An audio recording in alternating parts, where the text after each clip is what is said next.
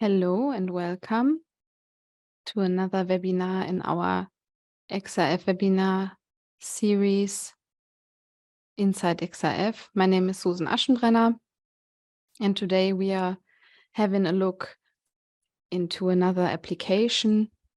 So today there's this topic of the iron ore application, and well, let's see where are the challenges of analyzing iron ores.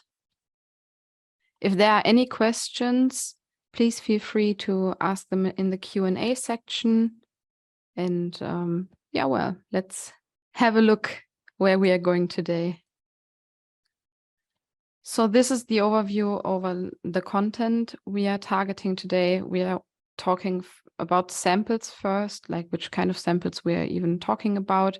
Then we will have a look onto the sample preparation, a closer look on XRF analysis of these samples, and then we will have the result evaluation. So if we say it like a question, then we could say that first of all, we will have a look at what samples and materials are covered when we are talking about iron ores. Then we will ask ourselves the question, what preparation techniques are used? Then we will have a look which analytical performance is needed when analyzing iron ores.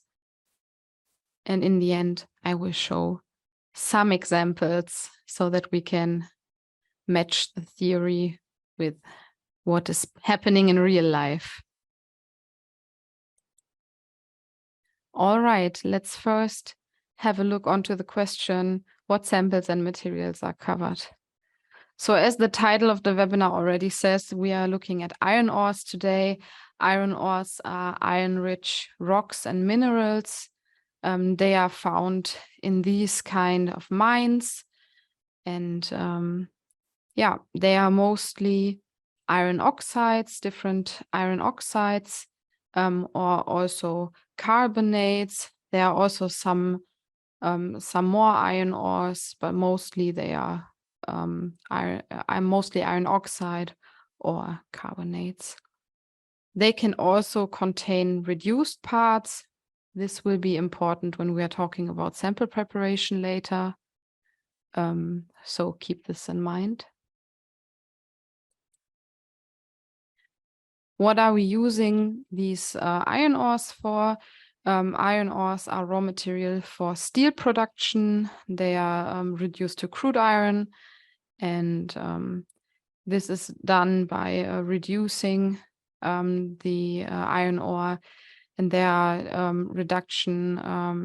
there's reduction of these various types of iron oxides that I stated before.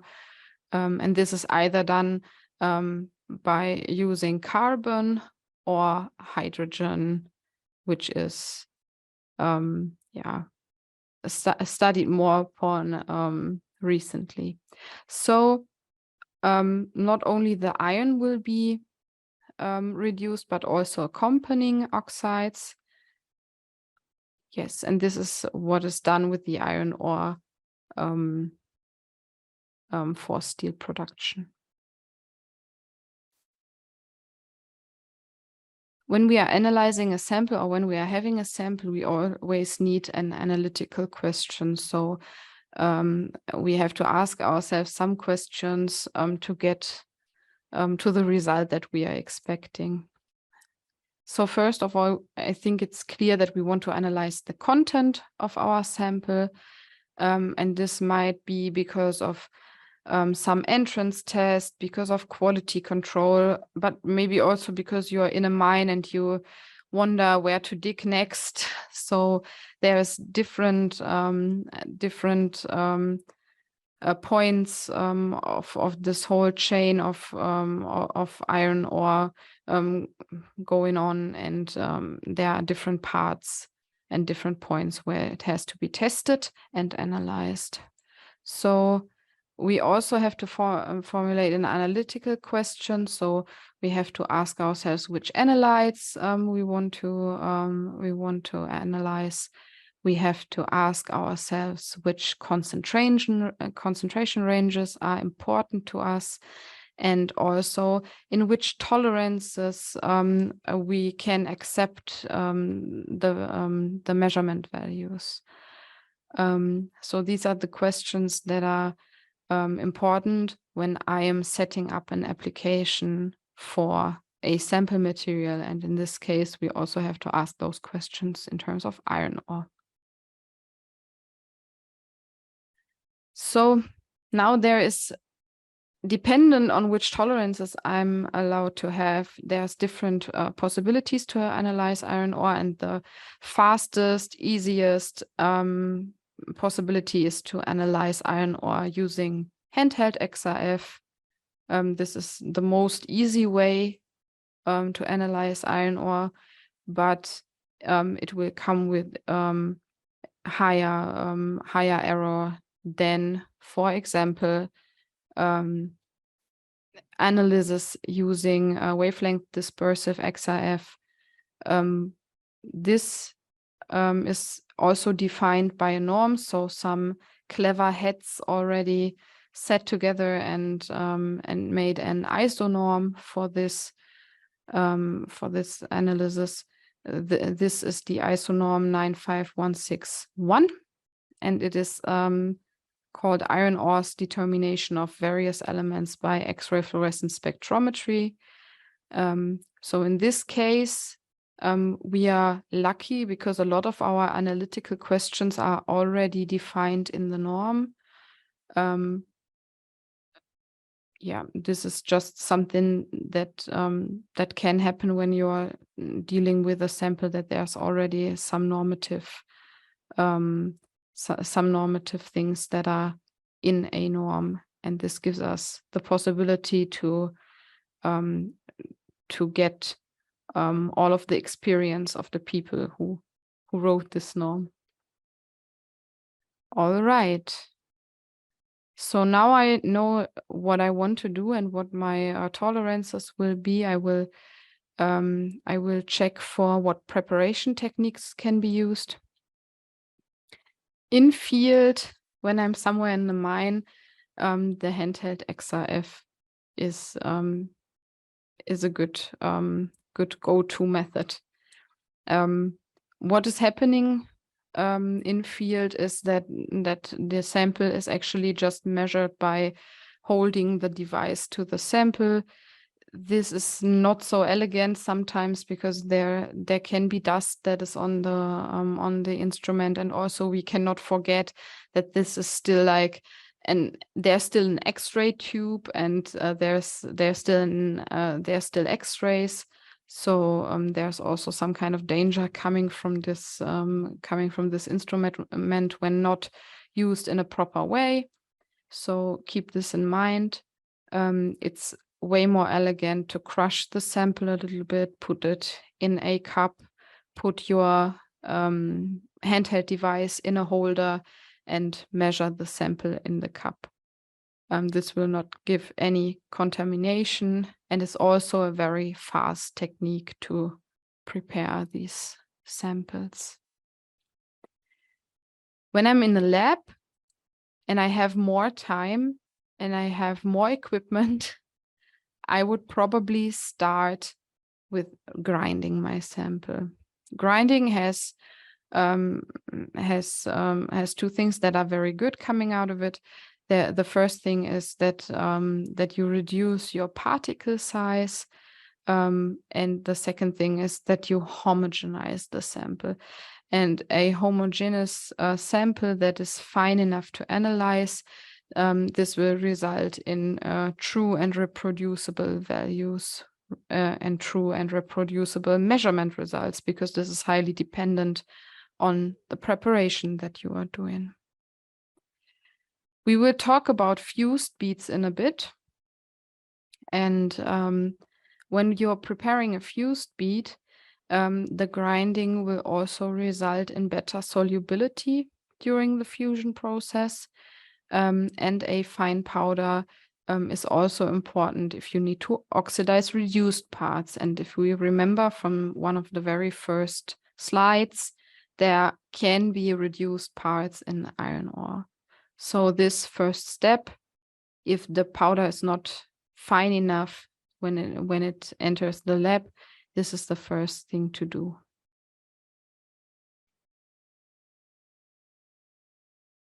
And then these iron ores can be prepared as fused beads. This is actually what is asked for in this ISO norm that I showed in the beginning.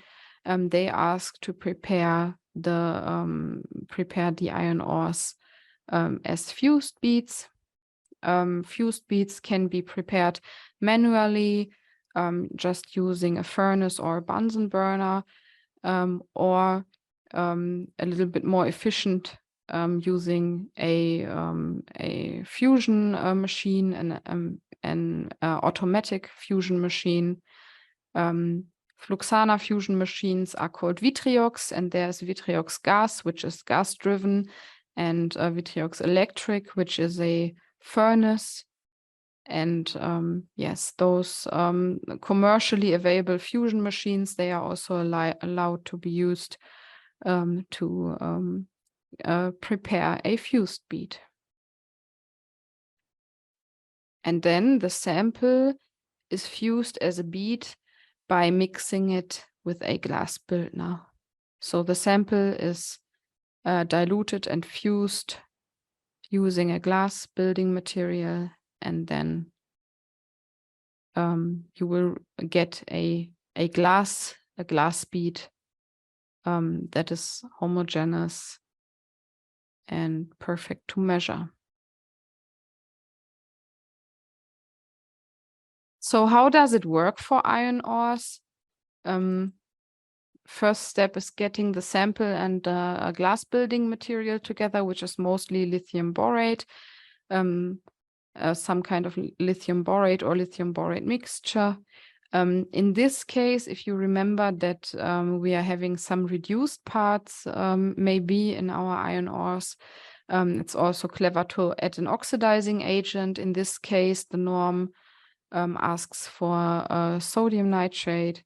So you get the sample, you get the oxidizing agent, and you get the glass building material.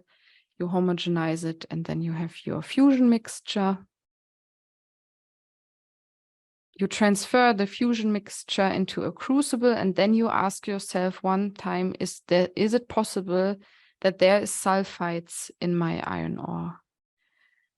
If I'm sure that there's no sulfides in my iron ore, I can just let it be. But if there are sulfides in my iron ore, then I would have to perform another step. I would have to take this crucible, put it into a furnace for 10 minutes at 700 degrees Celsius to oxidize the sulfides, to oxidize the sample, and then perform all the steps that are coming afterwards.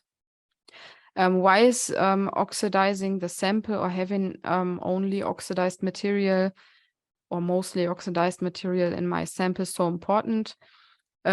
These crucibles that we are using for fusion, they are made out of platinum to withstand the temperatures that are necessary to do the fusion process. But if there's reduced parts in the sample, these reduced parts will damage the crucible. And since it's made from platinum, it's expensive. So we don't want to have damaged crucibles. So we need to oxidize our samples. But if we are having a sample that's ready for fusion, then the fusion process is fusion and homogenization. So when you are doing it manually, then you are the person stirring. Otherwise, the machine will do it. Then everything is poured into a mold, and you will receive a fused bead. How do we know how to do this? Of course, we are at FLUXANA, so we are having some experience with a lot of samples. In this special case, the norm is quite generous with information on on the preparation. So we are having this table that I copied right from the norm, which shows masses for flux. It shows masses for the oxidizing agent and for the sample, and also different ranges in which this could differ depending on which diameter your fused bead will have in the end. And the isonorm also allows changes if you are having other molds that cannot keep the volume or need more volume, or you just need to keep the approximate ratio of these three, because this is how it works. All right. So then the next part is XRF analysis. Now we prepared our sample. Either we prepared it for handheld XRF, or we prepared it for wavelength dispersive XRF measurements as a fused bead. And then now there's the question, which analytical performance is needed. When I'm talking about in-field and handheld XRF devices, then we are quite lucky because the calibration is mostly pre-installed. So you tell the company that you are purchasing the handheld XRF from exactly what you need, and then they are installing the corresponding program onto the device. It's ready to use, but it's most of the time semi-quantitative, and it's most of the time analysis of main components. But it's still good if that's what you want to do. If you want to see like where to dig next, that's the go-to method there, because you don't have the time, you don't have the space, you don't have the lab equipment. So this is a good method to do it in field. If we are having the luxury to be in the lab, then we can put a little bit more effort, or maybe also a lot more effort into this measurement, and do a measurement, for example, according to this ISO norm. Yeah. As I said, the ISO norm is quite generous with information. It also states concentration ranges that are predefined, and it is for these components, there's different elements stated, and then there's the concentration range for the analysis stated. This is all predefined, and different kinds of iron ores are covered within these concentration ranges. So this is quite broad there. Another thing the norm will ask us to do is to prepare an exact calibration set. Normally, we most of the time, like when we're reading these kinds of norms, we are getting ranges. But in this special case, for the iron ore norm, for measurements with a wavelength dispersive XRF, we get the whole synthetic standard set. That is not a suggestion, but it's stated that you should use this synthetic standard set. And you see, a synthetic standard set means that you get pure chemicals, and you weigh them in different ratios, and to get the fused beads for your calibration. So in this set, there is 21 synthetic standards. Those can be prepared by yourself, or it's also okay, according to the norm, to commercially purchase a set that is made like it is said in the norm. We at FLUXANA, we are having this FLUXANA iron ore set, which is a fused bead set. So you already would get the fused beads that you saw in the table before. And you see here that in this set, we have 21 fused beads. This is the calibration table for the iron ore set, and it's exactly the 21 fused beads that you saw in the table before. Yeah, and this is it has conformity with this ISO norm. So there's the easy way and there's the way when you commercially just buy it. Both is possible. And then the norm also gives us suggested analytical lines, suggested measurement parameters and corrections. So for each component, it states a line, it states a voltage, it says, okay, you could use this or that crystal to get nice results, and it also states some overlaps. This is a good starting point, and it's quite nice that we have it in the norm, but attention, these are only suggestions. It always depends on your own instrument, if this makes sense or not, if you could use it or not. Maybe you don't have the corresponding crystals. Maybe your device is somehow not configured in the way that this makes sense. And your instrument also might allow different optimization. So maybe you have an instrument that has more possibilities to optimize your calibration. And it's always good to check if you can still optimize it. So this is a good starting point, but be careful when using this. This is only a suggestion. Now, when we calibrate it, we also need to talk about limits of determination. Expected limits of determination are also given in the norm.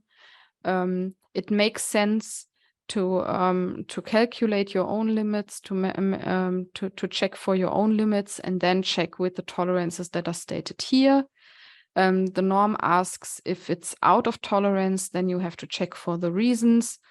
I guess if I'm worse than some tolerance stated somewhere, then I will always check for the reason why this is happening. But it might be because I've poorly chosen my instrument conditions or settings. I might also have a problem with contamination somewhere. So this has to be checked, but it's also allowed to be worse than this to have higher limits of determination, and but then you have to state your limits of determination and check for them every time you're making a measurement.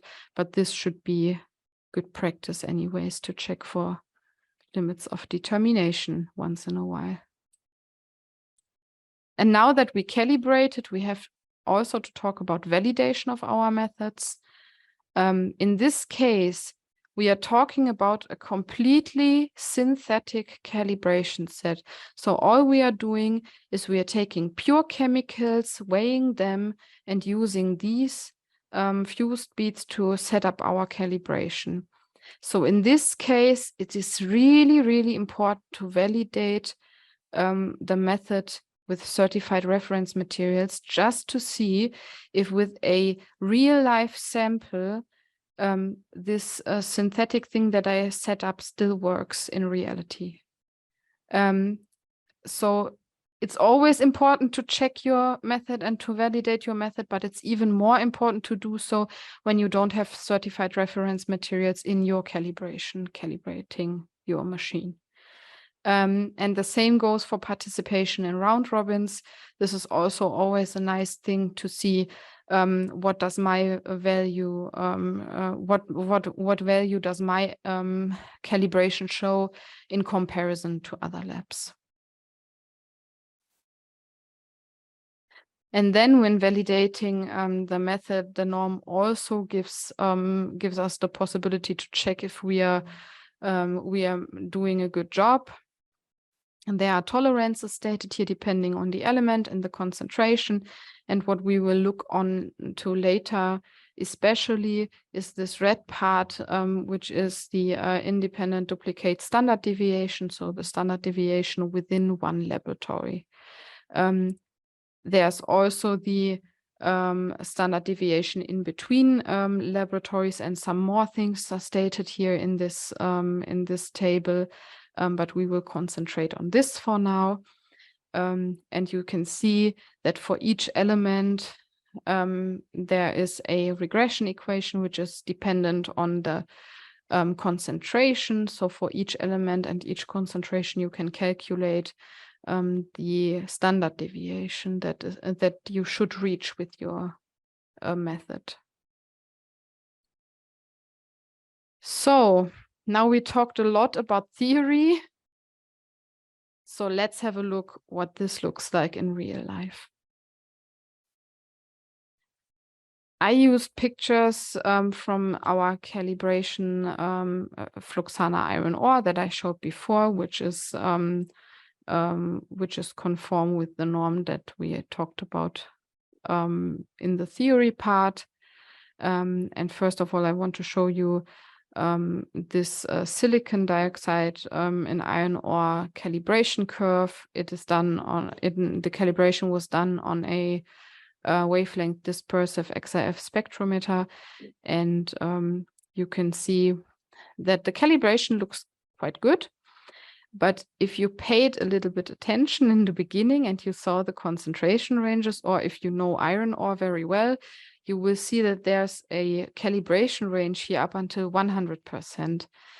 And now you could ask, why would I want to analyze silicon dioxide up until 100%? Because then it's not an iron ore.